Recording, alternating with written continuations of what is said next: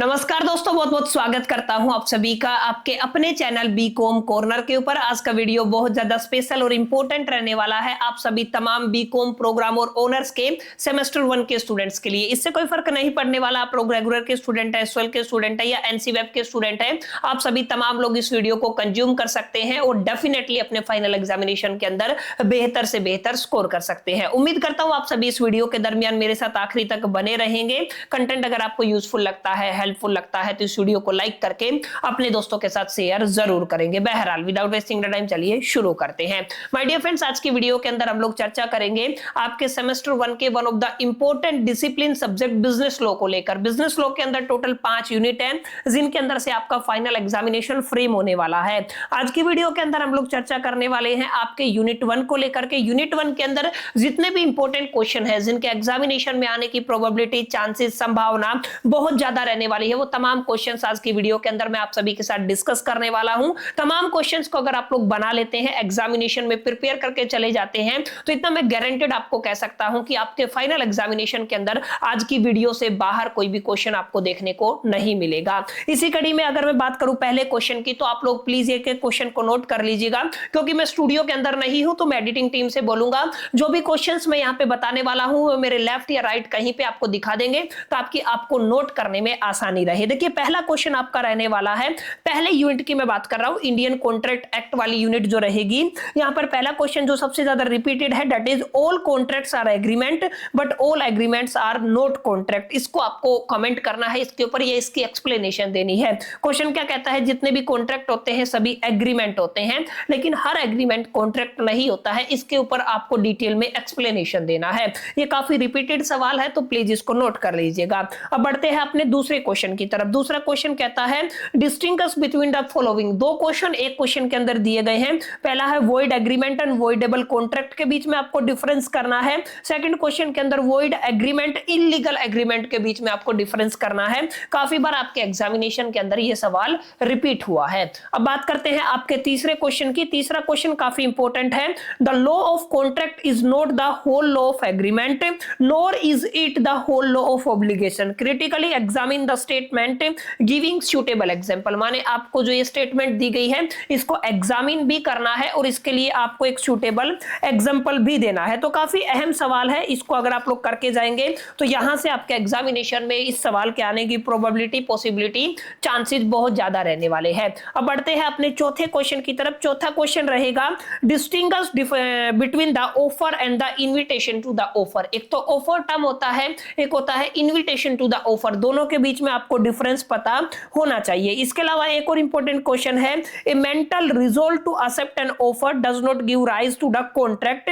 इसके ऊपर आपको कमेंट करना है। काफी इंपॉर्टेंट है, काफी रिपीटेड सवाल है आपके एग्जामिनेशन के लिहाज से। इससे आगे वाला क्वेश्चन काफी इंपॉर्टेंस रखता है इस साल के एग्जामिनेशन के अंदर, तो आप लोग इसको प्लीज नोट कर लीजिएगा।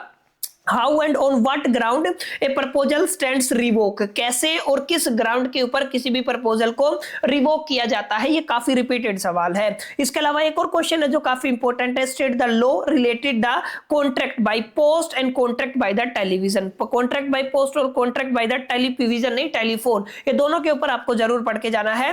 एक सवाल ये भी आता है, right A short note on the following, जहां पे इन्विटेशन टू ऑफर के बारे में आपको पता होना चाहिए, क्रॉस ऑफर के बारे में पता होना चाहिए, काउंटर ऑफर के बारे में पता होना चाहिए, स्टैंडिंग ऑफर के बारे में पता होना चाहिए, लैप्स ऑफ ऑफर के बारे में आपको पता होना चाहिए। काफी बार एग्जाम के अंदर ये सवाल देखे गए हैं। तो जितने भी क्वेश्चन मैं माय डियर फ्रेंड्स आपको बता रहा हूं पिछले 10 साल के पेपर को एनालिसिस करने के बाद और 3-4 साल के मेरे टीचिंग एक्सपीरियंस के बाद मैं आपको बता रहा हूं, जो मैंने पैटर्न देखा है स्पेसिफिकली दिल्ली यूनिवर्सिटी के अंदर, उसी के अकॉर्डिंग हम लोग इन तमाम चीजों को यहाँ पे डिस्कस कर रहे हैं। अपने अगले क्वेश्चन की तरफ बढ़ते हैं। Define the term consideration. आपको बताना है कंसिडरेशन का क्या मतलब होता है।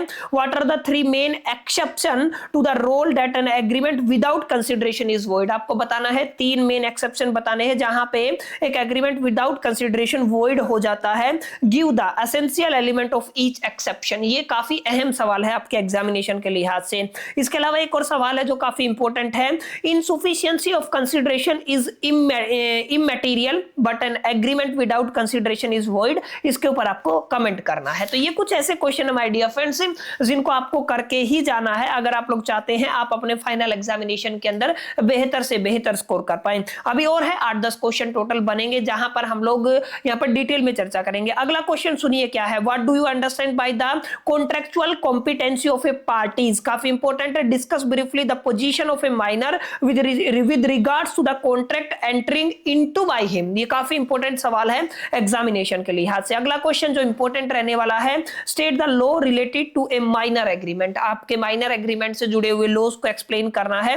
Explain the legal effect of a minor misrepresentation of age while entering into a agreement. ये भी काफी रिपीटेड सवाल है, इसको भी आप लोग नोट कर लीजिएगा। अगले सवाल की तरफ बढ़ते, अगला सवाल रहेगा, what are the rights of a person who supplies necessary to a person who is not a competent to the contract. काफी इंपॉर्टेंट सवाल है। इसके अलावा 3 इंपॉर्टेंट सवाल और बनते हैं। What protection is provided to a minor by a Indian contract act. ये आपको बताना है। In what circumstances a minor is liable for a good supply to him. काफी इंपॉर्टेंट सवाल है, नोट कर लीजिएगा।